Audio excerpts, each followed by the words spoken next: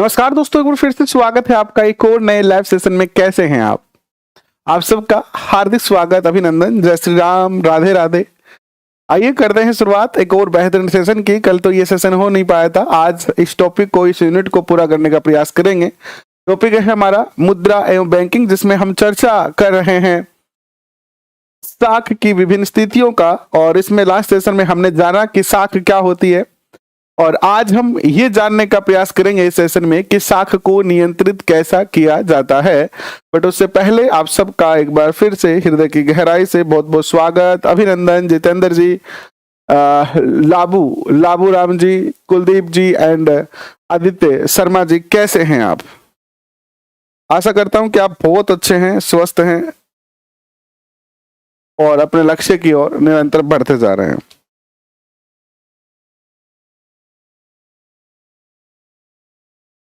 तो 2019-20 में पूरा भारत जो है कोरोना की मार झेल रहा था, और 2022 में हमारे जो पशु हैं, खासतौर पर जो गाय है, वो एक तरीके से एक महामारी की मार झेल रही है, लप्पी की। और डेली जो है वो हजारों गायों की मौत हो रही है। जब हम इंसान बीमार थे तो सरकार ने बहुत ज्यादा योगदान दिया था, और बहुत सारे सामाजिक संगठनों ने भी योगदान दिया था। लेकिन अब हम सब लोगों की भी लायबिलिटी बनती है कि हम अपने आसपास कोई ऐसा कार्यक्रम चल रहा है जिसमें इन गायों की रक्षा के लिए, इन गायों के स्वास्थ्य के लिए, इन गायों के इलाज के लिए अगर कुछ किया जा रहा है तो वहां आप जरूर सहयोग करें। ये नहीं कि पैसे का ही सहयोग होता है, समय का सहयोग भी हो सकता है, मेहनत का सहयोग भी हो सकता है, कोई अन्न वगैरह आप दे सकते हैं, गुड़ दे सकते हैं, आपकी जैसी भी आपकी है स्थिति, उसके अकॉर्डिंग आप जो है मदद करें। अपने आसपास कोई गाय हैं तो उनको उचित स्थान पर भिजवाएं। आवारा पशुओं की खास तौर पर हमें ध्यान रखने चाहिए, क्योंकि ये पता नहीं 2019 का ये जो दौर है उसके बाद है ना, सब कुछ ठीक नहीं हो पा रहा है। पहले इंसानों में, फिर बच्चों में एक रोग आया, अब गायों में आ गया है। तो ये जो 2019, 20, 21 है ना, ये अगर देखें स्वास्थ्य दृष्टिकोण से तो ये पूरे विश्व के लिए ही ठीक नहीं रहा है। तो हम सबको गायों का सहयोग करना चाहिए, क्योंकि वो पशु जितने भी होते हैं वो भी तो हम पर ही आश्रित होते हैं। तो आइए करते हैं शुरुआत आज के सेशन की और चर्चा करते हैं। अपना टॉपिक है साख की विभिन्न स्थितियां, जिसमें हम साख क्या है ये समझे थे लास्ट सेशन में कि किसी बैंक की उधार देने की क्षमता ही क्या है, एक तरीके से साख है। आज के सेशन में हम जो है वो चर्चा करेंगे कि साख की परिभाषा देखी हमने हम के अनुसार कि गौण जमा का निर्माण ही साख है, और किन्स के अनुसार देखिए कि ऋण जमा की संतान है और जमा ऋण की संतान है। दोनों ही परिभाषा आप याद कर सकते हैं। अब बात करते हैं साख को नियंत्रित कैसे किया जाए। साख को नियंत्रित कैसे किया जाए, एक बहुत ही सुंदर सा प्यारा सा क्वेश्चन है। सबसे पहले आपके मन में ये क्वेश्चन आना चाहिए कि सर आप हमें ये बताइए कि जरूरी क्या है। अगर बैंक ज्यादा लोन दे रहे हैं किसानों को और लोगों को, तो इसमें दिक्कत क्या है? क्यों साख को नियंत्रित करना आवश्यक होगा? साख को नियंत्रित करना क्यों आवश्यक होगा? क्यों आवश्यकता पड़ी कि साख को नियंत्रित किया जाए?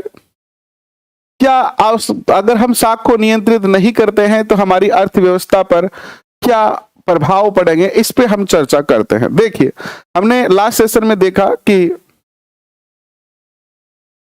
पहले तो साख को नियंत्रित कौन करता है ये बात जान लीजिए। आरबीआई का काम है। ये किसका काम है? आरबीआई का। आरबीआई साख नियंत्रण करती है। पहला क्वेश्चन तो यही पूछा जाएगा कि कौन करती है, तो आरबीआई करती है। ठीक है, अब देखिए साख का नियंत्रण क्यों आवश्यक है। जनरली साख को सबसे ज्यादा जो आरबीआई का जनता से कोई डायरेक्ट जो है वो लेन देन होता नहीं है, तो जनता से लेन देन कौन करते हैं? व्यापारिक बैंक करते हैं। और कोई भी व्यापार देखो, व्यापारी बैंक कह दिया, इसका अर्थ है कि बैंक, और बैंक किस लिए कार्य करता है? बैंक कार्य किस लिए करता है? कार्य क्यों करता है बैंक? लाभ कमाने के लिए तो करता है। क्या करता है? ताकि उसको लाभ हो। हम कोई भी कार्य करते हैं तो क्यों करते हैं? ताकि हमें क्या हो, प्रॉफिट हो, लाभ हो। एक सेकंड रुको, कॉल क्लास के टाइम क्यों आता है?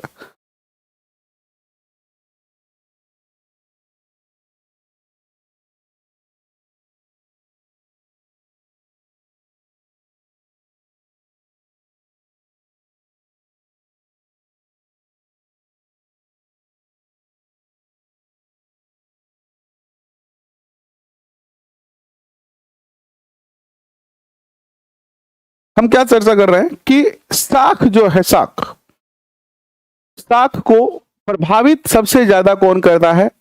ये जो व्यापारिक बैंक होते हैं ये करते हैं। और ये क्यों करते हैं? एक बार सारे बच्चे लिखना बंद करके समझने का प्रयास करना, क्योंकि ये टॉपिक समझने वाला टॉपिक है और एक क्वेश्चन इस टॉपिक से पूछा जाएगा, ये निश्चित बात है।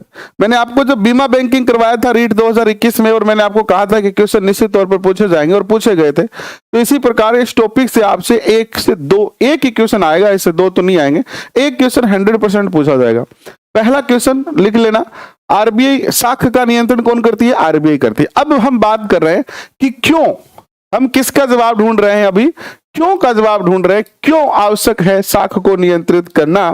तो देखिए, व्यापारिक जो बैंक होते हैं वो लाभ कमाने के लिए काम करते हैं। आप किसी भी बैंक में जाते हो, पैसा जमा कराते हो, आप बैंक आपसे कुछ प्रॉफिट कमाता है। कैसे? कि बैंक क्या करता है, कै ने पैसे जमा करवाए 10,000, इसको देता है 5% ब्याज। और कै ने बैंक से जो है वो इसने जमा करवाए और इसने क्या लिया, ऋण लिया। और ऋण वाले से कितने लेता है ये? मान लीजिए कि अभी मान लो 11% लेता है ये। तो इससे अगर इसको ये 10,000 रुपए उधार देगा तो ये 11% ब्याज लेगा, ठीक है। और इसको ब्याज देगा कितना? यानी बैंक देता कम है और लेता ज्यादा है। सीधा सीधा बात है, कल भी लास्ट सेशन में भी समझा था। तो बैंक को 6% का लाभ हो रहा है। अब बैंक इस लाभ को कमाने के लिए, क्योंकि भाई कोई भी व्यापारिक बैंक जो होते हैं, इसमें सरकारी बैंक भी होते हैं, प्राइवेट बैंक भी होते हैं, तो कोई भी बैंक हो अगर व्यापारिक बैंक है तो वो ज्यादा से ज्यादा प्रॉफिट कमाएगा कि नहीं कमाएगा। आप रीट पेपर देने जाओगे मुख्य परीक्षा का, तो आप तो ये चाहोगे कि ज्यादा से ज्यादा क्वेश्चन करें हम, और ज्यादा से ज्यादा क्वेश्चन हमारे सही हो, क्या पता हम टॉप में आ जाए। यही तो सबका लक्ष्य होता है। आप ये थोड़ी कहते हो कि ठीक है 100 क्वेश्चन सही हो गया, अब आपका 50 कौन करा। आपका तो यही उद्देश्य होता है कि ज्यादा से ज्यादा पर्सन हम सही करें। किसान का ये उद्देश्य होता है कि ज्यादा से ज्यादा अनाज पैदा करे। व्यापारी का ये उद्देश्य होता है कि ज्यादा से ज्यादा लाभ करे। और ये क्या है, बैंक व्यापारी है। तो बैंक क्या करता है, ज्यादा से ज्यादा लाभ कमाने के लिए, मैं साधारण भाषा में समझा रहा हूं आपको, ये लोगों को लोन देता है ज्यादा, ठीक है। बैंक क्या करता है, ये लोन ज्यादा देता है, लोन या ऋण ज्यादा देता है। अब इसने बहुत सारे लोगों को लोन दे दिया। जितना ज्यादा लोन देगा लोगों के पास उतना ज्यादा पैसा आएगा। अब आप कहोगे कि सर लोगों ने किस्त भी तो भरनी पड़े। हाँ, किस्त भरनी पड़े वापस, लेकिन अब मान लीजिए ये एक शहर है, ये एक शहर है और इसमें जो है 200 लोग रहते हैं, ठीक है। 200 में से जो है वो 80 लोग ऐसे हैं जो अमीर हैं और 40 लोग ऐसे हैं जो कि सामान्य हैं, गवर्नमेंट कर्मचारी है मान लीजिए, और 120 और 80 लोग जो है वो क्या है, गरीब है। क्या है, समझना इस बात को, आपको ऐसे कोई समझाएगा नहीं, गरीब है ये एक शहर है। क्या है, एक गांव या एक शहर का एक छोटा सा आप उदाहरण समझिए। बैंक ने क्या कर दिया, बैंक कभी गरीब को लोन नहीं देता है, याद रखना। बैंक गरीब को लोन नहीं देता है। लोन किसको देता है, जिसकी फिक्स इनकम हो। आप ऐसे मेरे जैसा लोग अगर मुंह उठा के जाएगा बैंक में, साहब 5 लाख को लोन दो, ये काम करे साहब, पढ़ू रीट की तैयारी करूं मुख्य परीक्षा की, आपको निकाल देंगे भैया कोई लोन नहीं है तुम्हारे लिए। आप 2022 में जनवरी के बाद गए, आप लोन चाहिए, बिल्कुल लोन देंगे। क्या काम करते हो, गवर्नमेंट टीचर हूं। बैंक वाले कहेंगे, अपने पियोन को बुलाएंगे, भैया चाय लेके आओ। सर चाय पियेंगे कि कॉफी? आप कहोगे नहीं कॉफी पियेंगे, आपको कॉफी पिलाएंगे। आपको कहोगे बोलो सर कितना लोन चाहिए, बोले यार 10 लाख रुपया चाहिए। बोलो ना साहब यहाँ 10 क्यों लो, तो 15 ले लो, 15 लो थे। क्योंकि बैंक को पता है कि आपके पास क्या है, आय का सोर्स है और आप बैंक की किस्त दे दोगे, गरीब आदमी दे नहीं पाता है। तो बैंक से लोन कौन लेते हैं? या तो अमीर लोग लेते हैं, ठीक है, या फिर जो सामान्य लोग होते हैं वो लोन लेते हैं। इन लोगों ने बहुत ज्यादा लोन ले लिया, इनके पास पैसा आ गया, ज्यादा पैसा ज्यादा आ गया, तो ये क्या करेंगे? मार्केट में ज्यादा प्रोडक्ट खरीदेंगे, मार्केट से ज्यादा प्रोडक्ट खरीदेंगे। आपके पास पैसे होंगे, हम पैसे क्यों कमाते हैं? खर्चा करने के लिए, शौक पूरा करते हैं। आपको पता है, आज जब मेरा जो पहला मोटरसाइकिल था मेरे पास, स्प्लेंडर प्लस था, ठीक है, उसकी रेट थी 40,000 रुपए, 2010 की बात है ये। यानी एक हीरो होंडा का जो स्प्लेंडर प्लस आता था वो 40,000 रुपए में आता था। कब? 2010 में, ठीक है, 2010 में उसकी रेट 40,000 थी और आज उसकी रेट कितनी है? 1,00,000 रुपए है, 1,00,000 रुपए है। उस स्प्लेंडर प्लस में आज भी उतना ही सामान लगा है, लोहा भी उतना लगा है, सब कुछ उतना लगा है, हालांकि थोड़ी महंगाई बढ़ी है, लेकिन 1,00,000 रुपए रेट हो गई। क्यों? क्योंकि मार्केट में इसकी डिमांड बहुत ज्यादा थी। कोई भी आदमी, गवर्नमेंट टीचर आप देखो, 100% गवर्नमेंट टीचर को देख लो आपके गांव में, शहर में, सबके पास सीडी डिलक्स या स्प्लेंडर प्लस बाइक पाएगी, क्योंकि ज्यादा तेल नहीं खाती है, कम तेल खाती है। तो लोगों ने ज्यादा खरीदी तो मांग बढ़ी। जब लोगों के पास पैसा ज्यादा आएगा तो उनकी खरीदने की क्षमता बढ़ जाएगी। पैसा ज्यादा आएगा तो क्या आ जाएगा? खरीदने की क्षमता बढ़ जाएगी, और जब खरीदने की क्षमता बढ़ जाएगी तो प्रोडक्ट की मांग बढ़ेगी कि नहीं बढ़ेगी? प्रोडक्ट की मांग बढ़ेगी कि नहीं बढ़ेगी? आप कहोगे कि मुझे दो पैसे, मुझे दे दो, ये लो पैसे, दूसरा कहेगा कि मुझे दो, तीसरा कहेगा कि मुझे दो, तो प्रोडक्ट की मांग बढ़ेगी। और जब पता चलेगा व्यवसायियों का कि उनके प्रोडक्ट की मांग बढ़ गई है, तो वो क्या करेंगे? रेट बढ़ा देंगे। किसका? प्रोडक्ट का। खरीदने की मांग बढ़ेगी तो इस खरीदने की मांग से क्या होगा? महंगाई बढ़ेगी। ये जो टॉपिक है, ये टॉपिक पढ़ने के लिए आप बड़े बड़े कोचिंग संस्थान में जाते हो। मैं हालांकि ऐसा नहीं कर रहा हूं कि मैं उनसे अच्छा पढ़ा रहा हूं, लेकिन जितनी मेरी क्षमता है मैं अपना 100% देने का प्रयास कर रहा हूं एक कॉन्सेप्ट को समझाने के लिए। आपको समझ में आए तो आप जरूर जो है वो अपना रेस्पॉन्स दीजिएगा।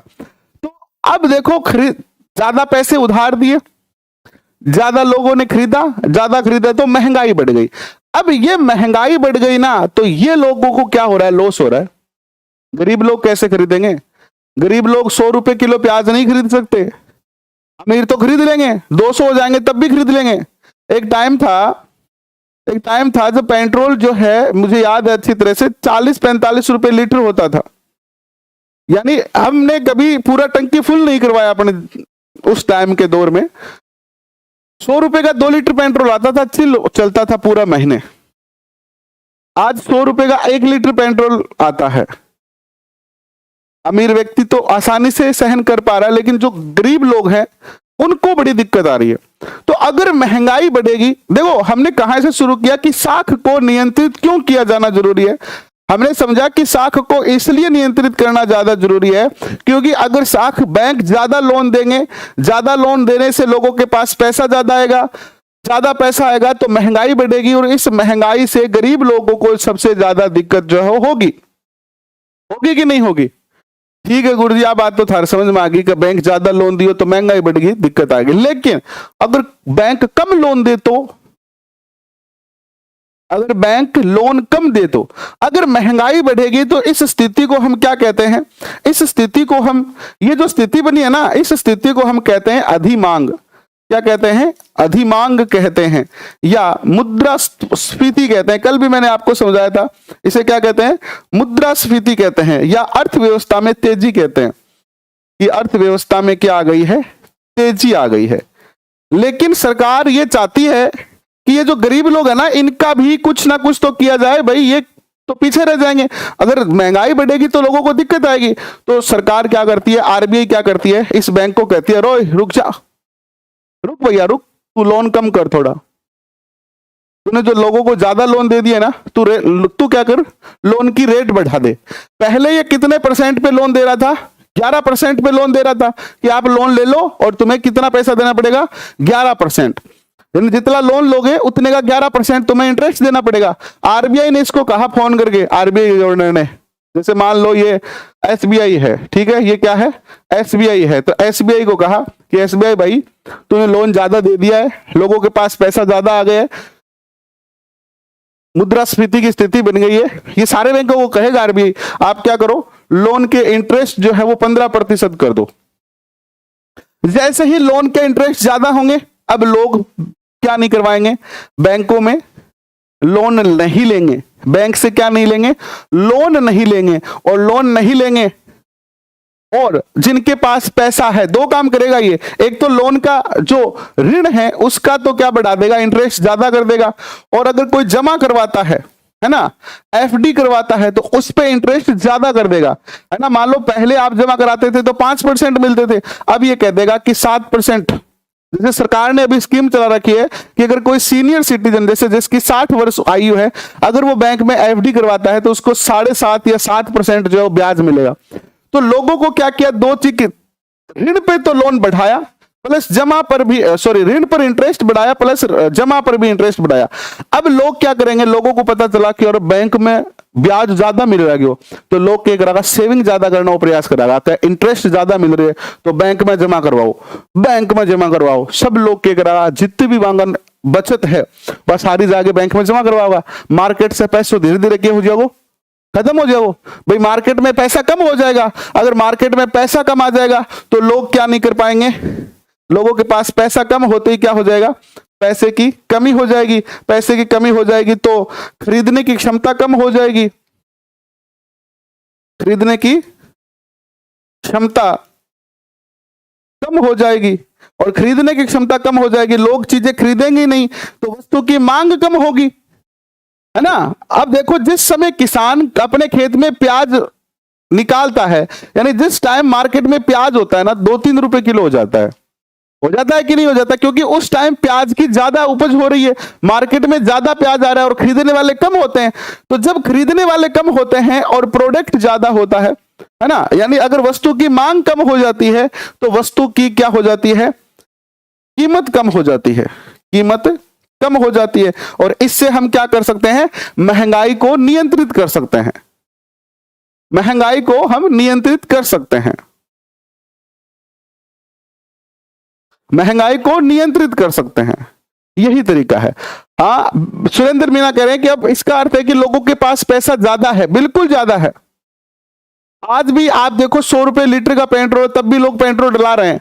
अगर मान लो हम सब लोग ये कह दें, जैसे मान लो आपके गांव में 2 पेट्रोल पंप, और आप सारे गांव वाले पेट्रोल लोगे ही नहीं, पूरे देश के लोग ये कहते हैं कि आज से मोटरसाइकिल चलानी बंद कर देंगे, हम मोटरसाइकिल चलानी बंद कर देंगे, लेकिन पेट्रोल नहीं लेंगे, पेट्रोल खरीदेंगे नहीं, तो पेट्रोल बिकेगा नहीं, क्योंकि पेट्रोल की मांग कम हो गई। मांग कम होगी तो दाम क्या होंगे, स्वतः ही कम होंगे कि नहीं होंगे।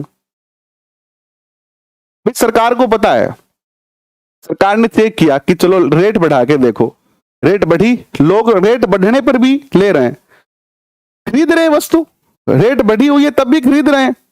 सरकार को क्या दिक्कत है, लोग तो खरीद ही रहे हैं, दिक्कत तो थोड़े से लोगों को है जो ज्यादा गरीब है, और वो भी मैनेज करके खरीद ही रहे हैं। तो जैसे ही वस्तु की मांग कम होगी, रेट भी कम होगी, ठीक है। जैसे कोरोना के टाइम में पेट्रोल डीजल की खपत कम हो गई थी, हालांकि पेट्रोल डीजल क्या है कि सीधे नहीं होता है, वो इंटरनेशनल मार्केट से और बहुत ज्यादा टैक्स से प्रभावित होता है। पेट्रोल की जगह अगर हम और उदाहरण ले लें, जैसे कोई वस्तु है, जैसे खाने पीने की कोई वस्तु है, सब्जी है ना, इन सब के अगर उदाहरण लेते हैं तो आप देखोगे कि जैसे ही मांग कम होगी वैसे ही वस्तु सस्ती हो जाएगी। अब आपको समझ में आ गया कि हमें साख को नियंत्रित क्यों करना है। अगर किसी के समझ में नहीं आया तो वो कमेंट में लिख दो। अब हम ये समझेंगे कि साख को नियंत्रित करता कौन है। करता आरबीआई है।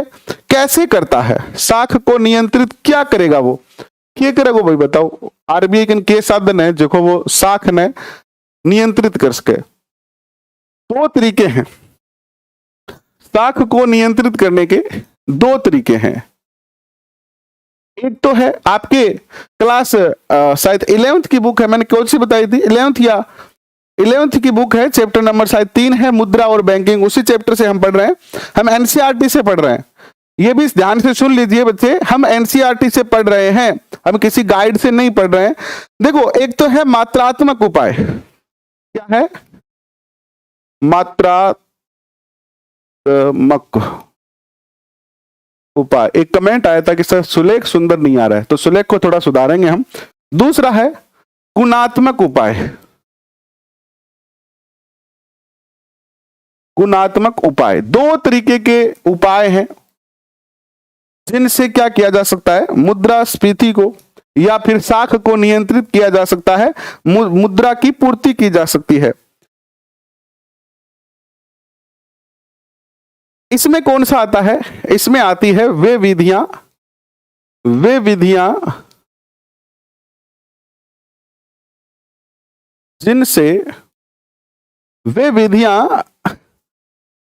जिनसे अर्थव्यवस्था में मुद्रा एवं साख की मात्रा को प्रभावित किया जाता है।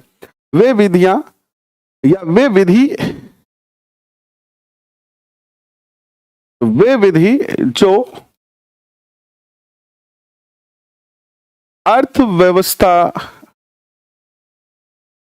अर्थव्यवस्था में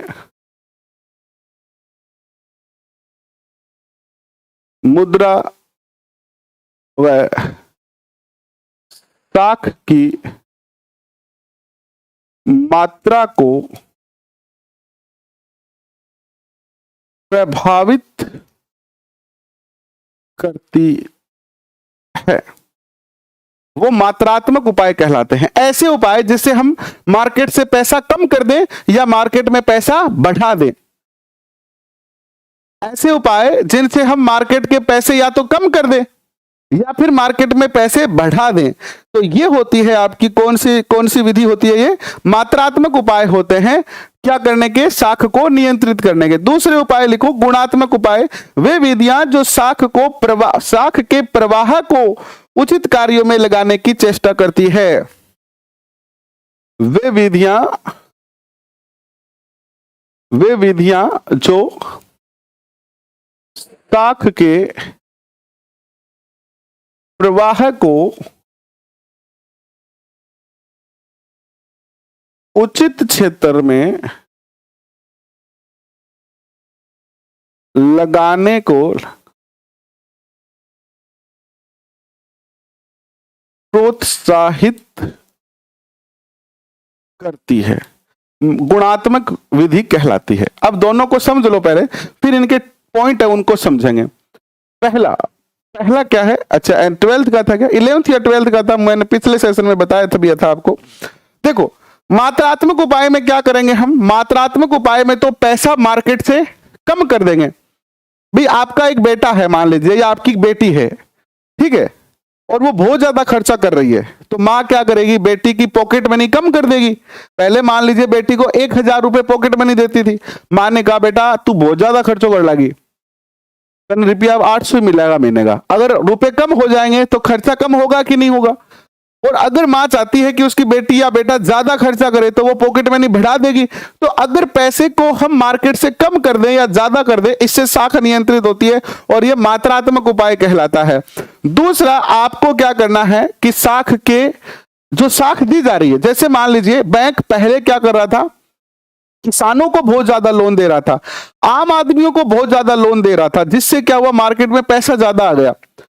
आरबीआई ने फोन करके कहा कि तुम रुको यार, ज्यादा आम लोगों को मत दो। ये सबका सेक्टर, ये बैंक में सब रूल होते हैं कि जो सामान्य व्यक्ति है उसको इतना % लोन देना है टोटल का। जैसे एक बैंक का टारगेट होता है साल का कि इस साल हम 500 करोड़ का लोन देंगे, ठीक है। अब इसमें फिक्स होता है किसानों को इतना लोन दिया जाएगा, सामान्य लोगों को इतना दिया जाएगा, व्यवसायियों को इतना दिया जाएगा। अब मान लीजिए कोई बैंक सामान्य लोगों को ज्यादा लोन दे रहा है, तो आरबीआई इनको फोन करके कहेगा कि तुम रुको, सामान्य लोगों का लोन कम करो और उद्योगपतियों को लोन ज्यादा दे दो, जिससे क्या होगा, व्यवसाय का, इंडस्ट्री का विकास होगा। तो इस तरीके से हम क्या कर सकते हैं, जैसे प्राथमिक क्षेत्र में लोन ज्यादा दे रहा है, इसको ऐसा समझो कि बैंक प्राथमिक क्षेत्र में लोन ज्यादा दे रहा है, जिससे क्या हो रहा है, मुद्रास्फीति की स्थिति बन रही है। तो ऐसी स्थिति में आरबीआई कहेगा बैंकों से, व्यापारिक बैंकों से कि आप प्राथमिक क्षेत्र की जगह तृतीयक क्षेत्र को लोन ज्यादा दो, यानी सेवा क्षेत्र को लोन ज्यादा दो। तो इनके क्षेत्रों को बदला जा सकता है। ये बात समझ में आ गई। अब देखो उपाय क्या क्या है। मात्रात्मक उपाय में आप क्या क्या कर सकते हो, देखो मात्रात्मक उपाय में आप क्या क्या कर सकते हो। तो पहला आप ये कर सकते हो, बैंक दर, पहला कार्य हम बैंक दर में आप क्या कर सकते हो, कमी या बढ़ोतरी कर सकते हो, ठीक है, जिसे आप बीआर के नाम से जानते हो। दूसरा उपाय आप क्या कर सकते हो, दूसरा उपाय कर सकते हो रेपो रेट में परिवर्तन कर सकते हो। रेपो रेट, रेपो रेट जिसे आप आरआर के नाम से जानते हो, ठीक है, रेपो रेट। तीसरा आप क्या कर सकते हो, तीसरा आप कर सकते हो रिवर्स रेपो रेट में परिवर्तन कर सकते हो। रिवर्स रेपो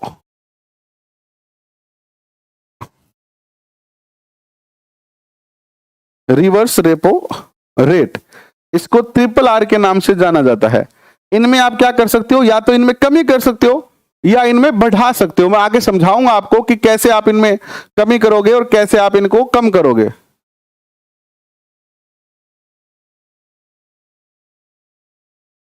ठीक है, और क्या कर सकते हो आप, खुले बाजारों की प्रक्रिया को देख सकते हो। चौथा लिखो, खुले बाजारों की प्रक्रिया में परिवर्तन कर सकते हो आप। और वैधानिक कोष आवश्यकताओं में परिवर्तन कर सकते हो आप। वैधानिक कोष जिसे आप क्या कहते हो, LRR कहते हो। इसकी फुल फॉर्म पहले की लिखाई हुई है आपको। LRR दो प्रकार की होती है, एक होती है आपकी CRR, ठीक है, और दूसरी होती है आपकी SLR। इनमें आप कुछ परिवर्तन करके क्या कर सकते हो, ये 5 उपाय हैं, इन 5 उपाय को करके आप क्या कर सकते हो, मात्रात्मक रूप से जो है वो मुद्रास्फीति को संतुलित कर सकते हो, उसको नियंत्रित कर सकते हो, कंट्रोल कर सकते हो। ठीक है, अभी हम चर्चा करेंगे RR क्या है एंड ट्रिपल आर क्या है, इनकी चर्चा करते हैं। दूसरा तरीका क्या है, आप इसमें आप क्या करोगे, सीमांत आवश्यकता, सीमांत आवश्यकता में परिवर्तन कर सकते हो आप। सीमांत तय है ये, सीमांत आवश्यकता में परिवर्तन कर सकते हो, यानी लोन आप किस क्षेत्र में दे रहे हो उसमें परिवर्तन कर सकते हो आप। नैतिक प्रभाव डाल सकते हो आप बैंकों पर, नैतिक प्रभाव डाल सकते हो, नैतिक प्रभाव है ना, बैंक को मोटिवेट कर सकते हो कि इस क्षेत्र में कम लोन दो, इसमें ज्यादा दो। चयनात्मक साख दे सकते हो आप, चयनात्मक साख। क्वेश्चन पूछा जाएगा आपसे, निम्न में से कौन सा साख नियंत्रित करने की मात्रात्मक उपाय है, निम्न में से कौन सा साख नियंत्रित करने का मात्रात्मक उपाय है। और इसके लिए आप क्या करोगे, 3 ऑप्शन ये आ जाएंगे, एक ऑप्शन आ जाएंगे। आपको ध्यान रखना है कि कौन सा तो मात्रात्मक उपाय है और कौन सा जो है वो गुणात्मक उपाय है। सबसे पहले हेडिंग डालो मात्रात्मक उपाय और 1 नंबर लिखो बैंक दर।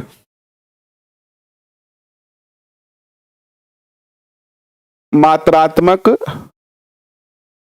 उपाय और पहला लिखो आप बैंक दर, bank rate, BR bank rate, ठीक है, बैंक दर तो लिखो ही नहीं,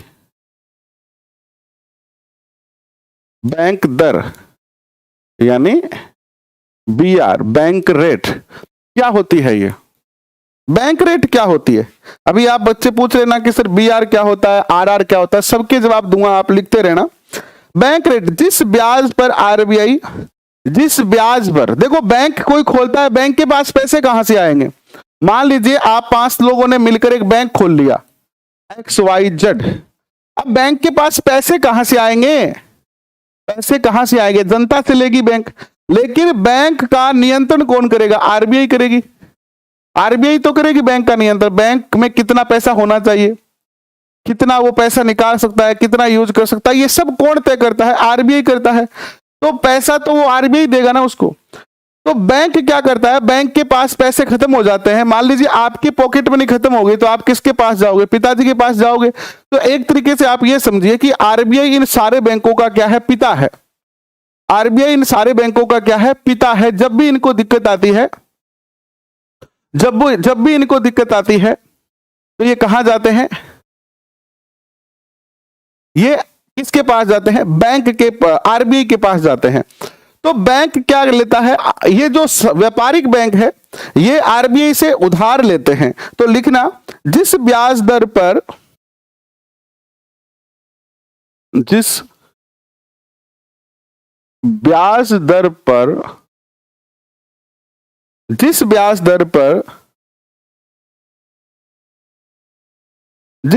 दर पर आरबीआई व्यापारिक बैंकों को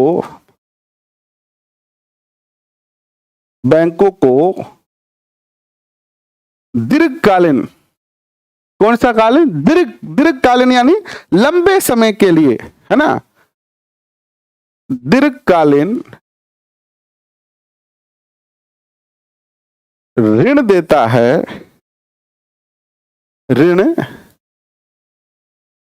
है, जिस ब्याज दर पर आरबीआई व्यापारिक बैंकों को दीर्घकालीन ऋण देता है, बैंक दर कहलाती है। ठीक है, जैसे हम बैंकों से लोन लेते हैं, ऐसे ही बैंक किससे लोन लेता है, बैंक लोन लेता है आरबीआई से, रिजर्व बैंक ऑफ इंडिया से। तो अब आरबीआई भी ऐसे फोकट में लोन थोड़ी देगा, वो कहेगा कि भैया पैसे लगेंगे।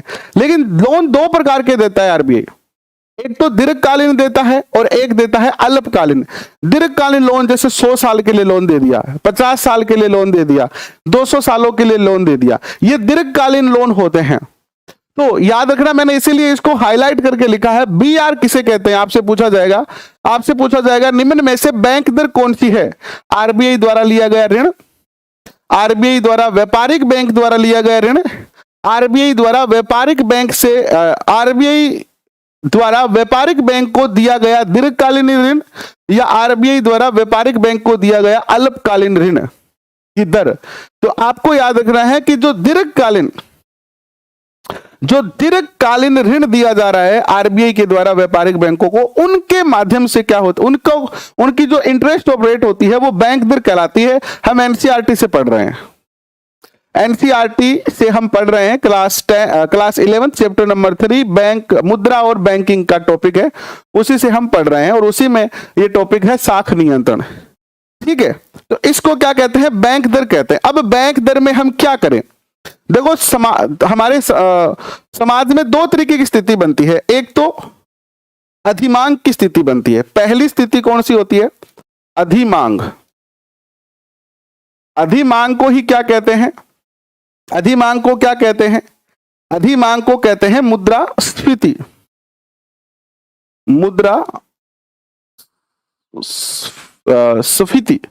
मुद्रास्फीति, या इसी को क्या कहते हैं, अर्थव्यवस्था में तेजी। अर्थव्यवस्था में तेजी, या आप साधारण जो भाषा है उसको ऐसे समझ लो कि अगर अधिमांग होगी तो महंगाई बढ़ेगी, महंगाई बढ़ेगी। एक स्थिति तो यह है। दूसरी स्थिति क्या बनेगी, दूसरी स्थिति क्या बनेगी, दूसरी स्थिति बनेगी आपकी, दूसरी स्थिति क्या बनेगी, अभावी मांग, यानी मांग की कमी। अभावी मांग, अभावी मांग यानी मांग में कमी, मांग कमी यानी मांग की कमी हो गई अब। और मांग की कमी को क्या कहते हैं, और भाषा में सुस्ती कहते हैं। अर्थव्यवस्था में सुस्ती आ गई, कोरोना के टाइम में आई थी ना, सारे जो व्यापारी थे वो कैसे कहते थे कि सुस्ती आ गई, अर्थव्यवस्था में सुस्ती। इसको कहते हैं पैसे की कमी, साधारण भाषा में पैसे की कमी, लोगों में पैसे की कमी आ जाएगी। ये दो स्थिति जनरली मांग में, मुद्रास्फीति में दो स्थिति बनती है। पहली स्थिति में महंगाई बढ़ेगी, दूसरी स्थिति में मांग की कमी हो जाएगी, मार्केट में पैसे कम हो जाएंगे, व्यापार धंधे वगैरह सब बंद होने लगेंगे। और जो है वो इससे क्या बढ़ती है, इससे क्या बढ़ती है, बेरोजगारी। बेरोजगारी, क्योंकि अगर व्यापार बंद हो जाएंगे, अगर फैक्ट्रियां बंद हो जाएगी, प्राइवेट स्कूल वाले कोरोना में आपको सैलरी देते थे क्या, कोई भी प्राइवेट स्कूल वाला ऐसा नहीं है जो कोरोना में सैलरी देता था, या अगर वो सैलरी देता था तो वो एक आधा स्टाफ रखता था, बाकी सबकी छुट्टी कर देता था। यानी अगर लोगों के पास पैसा नहीं होगा, लोगों के पास खरीदने की पावर नहीं होगी, लोग खरीदेंगे नहीं, तो व्यापारियों के पास पैसा नहीं आएगा, पैसा नहीं आएगा तो वो माल नहीं बनाएंगे, माल नहीं बनाएंगे तो फैक्ट्री में काम कम होगा, फैक्ट्री में काम कम होगा तो फिर वो जो अपने वर्कर है उनकी छुट्टी करेंगे। तो दो स्थिति बनती है। पहली स्थिति, अगर मांग बढ़ी हुई है, अगर पहली स्थिति है मार्केट की कि मांग बढ़, क्वेश्चन कैसे पूछा जाएगा, अगर क्वेश्चन कैसे पूछा जाएगा इसको समझो आप। अगर मार्केट में अधिमांग की स्थिति है, क्वेश्चन पूछा जाएगा भारतीय अर्थव्यवस्था में अधिमांग की स्थिति है, इस स्थिति में आरबीआई बैंक दर में क्या करेगा। इस स्थिति को नियंत्रित करने के लिए आरबीआई बैंक दर में क्या करेगा।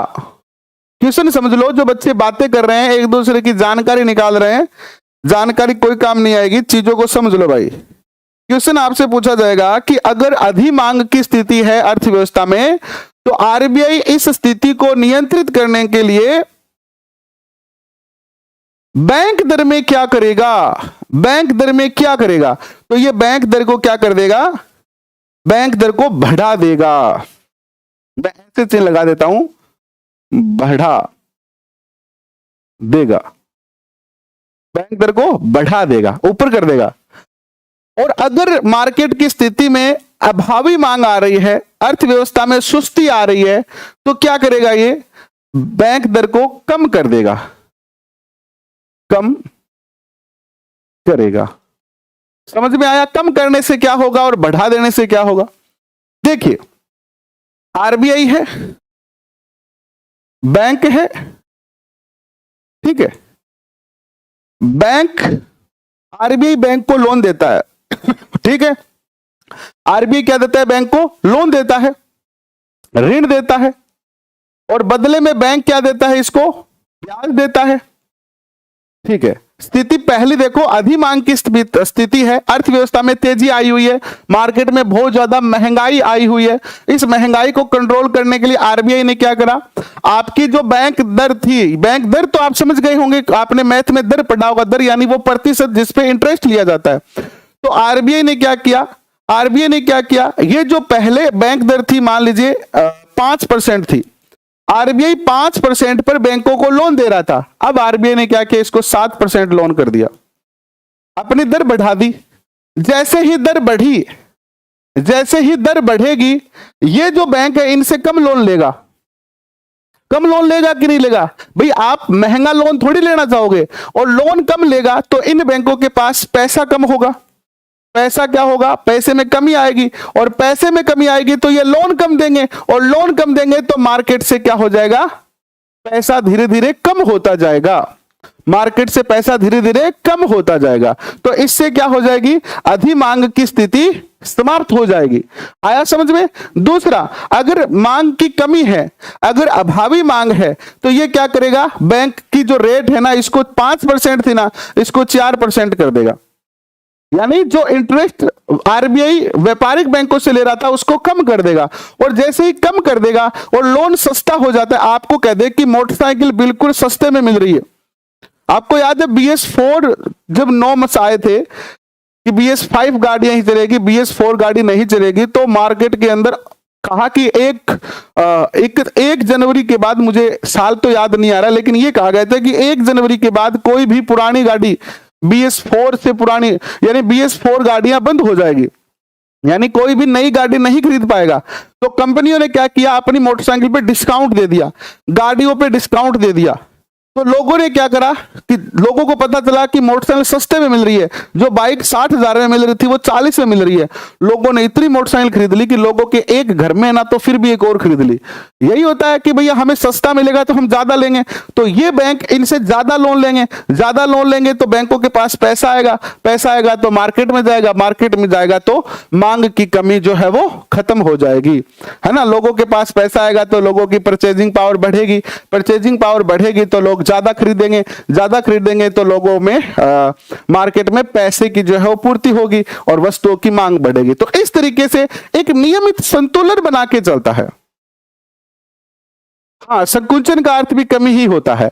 आरबीआई क्या करता है, अर्थव्यवस्था में यानी मुद्रास्फीति को नियंत्रित रखने के लिए क्या करता है, संतुलन बना के चलता है, ना तो इधर झुकने देता है ना इधर झुकने देता है, संतुलन। पहला टॉपिक समझ में आ गया आपको। बैंक दर में क्या करेंगे, इसी प्रकार लिखो। अब दूसरा देखो, इसमें मैंने पूरा लिखा है, इसमें मैंने अधिमांग लिखा है, मुद्रास्फीति लिखा है, अर्थव्यवस्था लिखा है, महंगाई लिखा है। आगे के मैं केवल अधिमांग लिखूंगा और अभावी मांग लिखूंगा, आप समझ जाना कि गुरुजी किसकी बात कर रहे हैं। दूसरा टॉपिक, दूसरा जो तरीका है वो है आपका क्या, रेपो रेट। रेपो रेट ये होती है RR। रेपो रेट ये क्या होती है, जैसे आरबीआई से अगर बैंकों ने दीर्घकालीन लोन लिया तो ये क्या कहलाई, बैंक दर कहलाई। और अगर अल्पकालीन लोन लेते हैं, ये इसमें केवल अल्पकालीन लिख दो आप, अगर अल्पकालीन लोन लेते हैं तो ये क्या कहलाती है, रेपो रेट कहलाती है। लिखो, जिस ब्याज दर पर आरबीआई व्यापारिक बैंकों को, ये शब्द याद रखना, दीर्घकालीन और अल्पकालीन, बहुत बड़ा अंतर आ जाएगा, पेपर में क्वेश्चन गलत हो जाएगा। व्यापारिक बैंकों जिस ब्याज दर पर आरबीआई व्यापारिक बैंकों को लिखना है यहां पर, को अल्पकालीन ऋण देती है, ऋण देता है, क्या कहलाती है, देता है, क्या कहलाती है, ये रेपो रेट कहलाती है। अल्पकालीन यानी 10 साल के लिए ऋण, 5 साल के लिए ऋण, ये क्या कहलाती है, रेपो रेट कहलाती है। ठीक है, समझ में आ गया आपको। अब देखो रेपो रेट में परिवर्तन कैसे करेगा आरबीआई, ठीक ऐसा ही स्थिति बनेगी इसमें भी यही स्थिति बनेगी भाई। रेपो रेट और बैंक दर में बहुत ज्यादा समानता है। एक ही स्थिति बनेगी कि अधिमांग की स्थिति में, अगर अधिमांग है तो अधिमांग की स्थिति में तो क्या हो जाएगा, बढ़ा दिया जाएगा इसको, है ना, बैंक RR को बढ़ा दिया जाएगा। और अगर अभावी मांग है तो इसको क्या कर दिया जाएगा, कम कर दिया जाएगा। RR को कम कर दिया जाएगा। आ गया समझ में आपको, बताओ कमेंट करके जल्दी से, समझ में आ रहा है क्या। हालांकि बच्चे तो 54 ही है, लेकिन कोई बात नहीं, समझ में तो आ रहा है क्या। आप किस ऐप, आपकी ऐप का नाम बताएं। अरे ऐप का क्या करोगे, जब मैं आपको सब कुछ फ्री में करवा रहा हूं यार, तो ऐप से इनसे क्या लेना देना है आपको, जब सारी चीजें आपको निःशुल्क मिल रही है। या तो आपके मन में निःशुल्क चीजों के प्रति इज्जत नहीं है, हमारी मेहनत बेकार है, ऐसे तो फिर हम आपको जब सब कुछ बिल्कुल निःशुल्क दे रहे हैं तो फिर क्यों पढ़ते हो ऐप में और इन सब चीजों में। हम सोच रहे हैं कि कैसे ना कैसे करके किसी गरीब बच्चे की सहायता हो जाए, है ना, उसको कोचिंग के धक्के ना खाना पड़े, हाथ से रोटियां बना के ना खानी पड़े, घर वालों के ज्यादा पैसे ना लगे।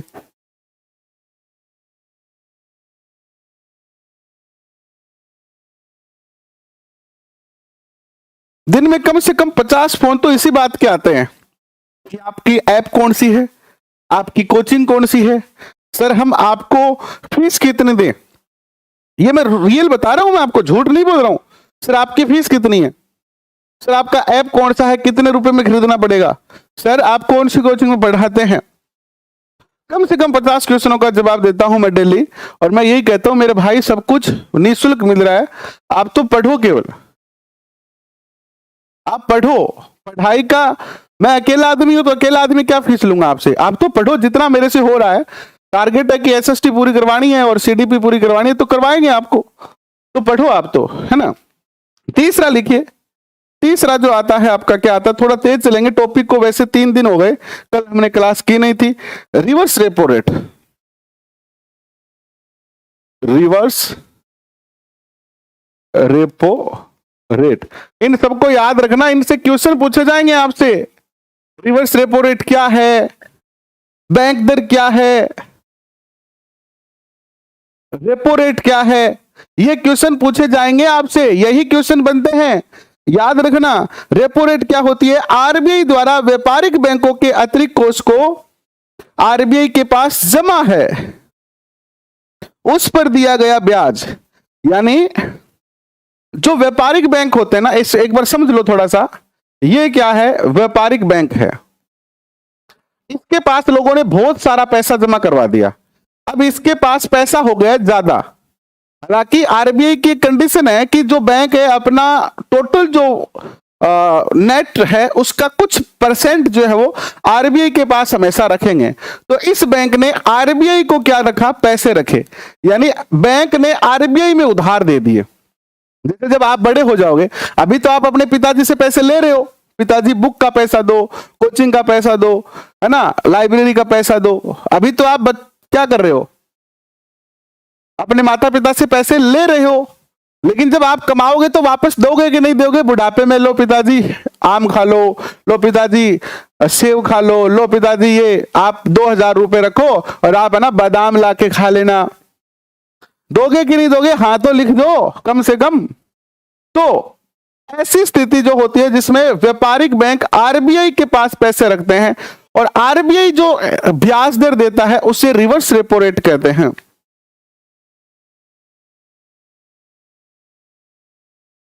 देखो बहुत मुश्किल से मैं ये सेशन कर रहा हूं क्योंकि आपकी तरफ से बिल्कुल भी सहयोग नहीं दिया जा रहा, वास्तव में कह रहा हूं, बड़ा ऐसे दिल खट्टा खट्टा होता है मेरा। मैं ये बात 2-3 बार कह चुका हूं कि इतनी मेहनत कर रहे हैं, एक सेशन को तैयार करने के लिए 3-4 घंटे पढ़ना पड़ता है, फिर आपके लिए सेशन लेके आ रहे हैं और बड़ा ही ऐसा लग रहा है कि यार करना छोड़ ही देते हैं। इससे अच्छा तो क्लास में 50 बच्चे भी हो नहीं पा रहे हैं, 50 बच्चे भी नहीं है क्लास में, और कोई आपको कुछ कहा नहीं जा रहा है, कोई शायरी गीत कविता नहीं सुनाई जा रही है, सीधा सीधा पढ़ाई की मुद्दे की बात कर रहे हैं। फिर भी 50 बच्चे नहीं है, कमी कहाँ है, कमी हम में ही है, शायद कहीं कमी हम में है। लेकिन फिर भी कभी कभी अपने हम भावनाओं में बह जाते हैं तो दुखी हो जाते हैं कि यार इतनी मेहनत करने के बाद कम से कम 50 बच्चे, यार 50 बच्चे जो रीट के मुख्य टॉपिक हैं, मुख्य परीक्षा के वो टॉपिक करवा रहे हैं और 50 बच्चे, तो बड़ा डिमोटिवेशन होता है। लेकिन फिर भी लगे रहे, देख रहे हैं, ईश्वर पर विश्वास है कि मेहनत कर रहे हैं तो कभी ना कभी सफलता मिलेगी और हमारी क्लास में भी और ज्यादा बच्चे होंगे। ऐसा नहीं है कि कभी थे नहीं, थे भी बच्चे, लेकिन क्या है कि धीरे धीरे ये बच्चों के दिमाग में ये बात बैठ गई है कि हम ऐप लेके ही पढ़ेंगे।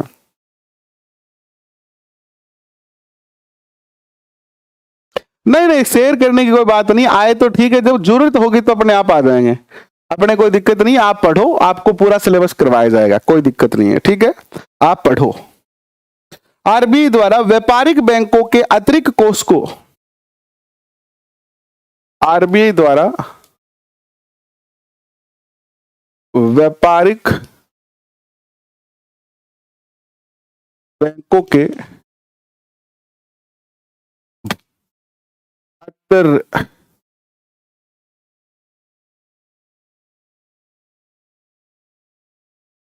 अतिरिक्त कोष को, अतिरिक्त कोष को आरबीआई व्यापारिक बैंकों के अतिरिक्त कोष, आरबीआई व्यापारिक बैंकों के अतिरिक्त कोष जो अतिरिक्त कोष जो आरबीआई के पास रखा होता है पर जिस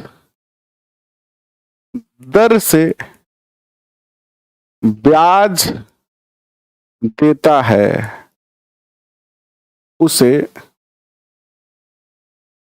RRR कहते हैं। यानी व्यापारिक बैंक को आरबीआई जो ब्याज देता है, व्यापारिक बैंकों को आरबीआई जो ब्याज देता है वो क्या कहलाता है, रिवर्स रेपो रेट कहलाता है। तो रिवर्स रेपो रेट की स्थिति में अगर हमें मुद्रास्फीति को ठीक करना है, यानी अधिमांग को ठीक करना है, तो हम क्या करेंगे, अधिमांग को अगर ठीक करना है और दूसरी स्थिति क्या बन रही है, भावी मांग को अगर ठीक करना है तो हम क्या करेंगे। देखो आरबीआई क्या कर रहा है, व्यापारिक बैंकों को पैसा दे रहा है। तो आरबीआई पहले मान लीजिए आरबीआई जो था वो व्यापारिक बैंकों को मान लीजिए 7% ब्याज देता था, ठीक है, इनको व्यापारिक बैंकों को। तो व्यापारिक बैंक इसमें पैसा जमा कराते थे। आरबीआई को लगा कि मार्केट में पैसा बहुत ज्यादा आ गया है और मुद्रास्फीति को हमें मुद्रास्फीति को क्या करना है, नियंत्रित करना है। हमें क्या करना है, मुद्रास्फीति को नियंत्रित करना है। तो आरबीआई क्या करेगा, इसकी रेट को 9 बढ़ा देगा, 7 से क्या कर देगा, 9 कर देगा। अब जनता को जो पैसे उधार दे रहा था व्यापारिक बैंक, जनता में भैया रिस्क रहता है कि कोई लोग देंगे कि नहीं देंगे, कोई खा के भाग जाएगा। बैंक को पता चला कि आरबीआई अच्छा ब्याज दे रहा है। जो व्यापारिक बैंक थे उनको पता चला कि आरबीआई ने अपनी इंटरेस्ट रेट बढ़ा दी है। तो ये सारे व्यापारिक बैंक क्या करेंगे, जैसे ही दर बढ़ेगी वैसे ही क्या करेंगे, अपना पूरा पैसा, ज्यादा से ज्यादा पैसा किस में जमा करवाएंगे, आरबीआई में जमा करवाएंगे। वहां से उनको अच्छा पैसा मिलेगा। तो इससे क्या हो जाएगा, बैंकों के पास पैसे की कमी आएगी और अधिमांग की स्थिति जो है कम होगी। और अगर इसको घटा देगा, कम कर देगा तो ऐसी स्थिति में अभावी मांग जो है वो कम हो जाएगी। आशा करता हूं कि आपको समझ में आ रहा है। तो 2-3 टॉपिक और बच गए। एक खुले बाजार की प्रक्रिया हमें देखनी है और एक वैधानिक कोष क्या होता है ये देखना है। एक बात याद रखना, अधिमांग की स्थिति है तो हमें हमेशा ब्याज दर क्या करनी है, बढ़ानी है। अधिमांग की स्थिति में चाहे रिवर्स रेपो रेट हो, बैंक रेट हो, ये दिमाग में बिठा लीजिए। अगर मार्केट में पैसा ज्यादा है यानी अधिमांग है तो अधिमांग की स्थिति में रेट बढ़ा दो इंटरेस्ट के। अगर इंटरेस्ट के रेट बढ़ा देंगे तो वो अपने आप कम हो जाएगा। और अगर अभावी मांग है तो कम कर दो। तो 2 बातें और लिख दो आप। एक चीज ही लिख लो बस, वैधानिक कोष CRR, ठीक है, ये हो गया टॉपिक लगभग। थोड़ा सा बचा है। CRR क्या है, व्यापारिक बैंकों को खुले जमा राशि का वो भाग जो आरबीआई के पास रखना पड़ता है उसे CRR कहते हैं। तो इन सब पर हम थोड़ी सी कल चर्चा और कर लेंगे। और कल ये टॉपिक पूरा करके 10 मिनट में कल मैं पहले से लिख के लाऊंगा। मैंने सोचा था कि आपको लिखा के नोट्स बनाऊं, लेकिन ज्यादा लोगों का इंटरेस्ट है नहीं, तो कल मैं पहले से लिख के ले आऊंगा और जल्दी से इन टॉपिकों को समझाकर और फिर कल सहकारिता वाला टॉपिक पूरा करके, है ना, स्वयं सहायता समूह, कल स्वयं सहायता समूह वाला टॉपिक पूरा करेंगे। और कल ये यूनिट पूरी हो जाएगी, मुद्रा और बैंकिंग वाली यूनिट कल अपनी क्या हो जाएगी, पूरी हो जाएगी। तो अभी के लिए बस इतना ही। बहुत बहुत धन्यवाद, आप सब लोग आए, कीमती समय दिया इसके लिए, थैंक यू।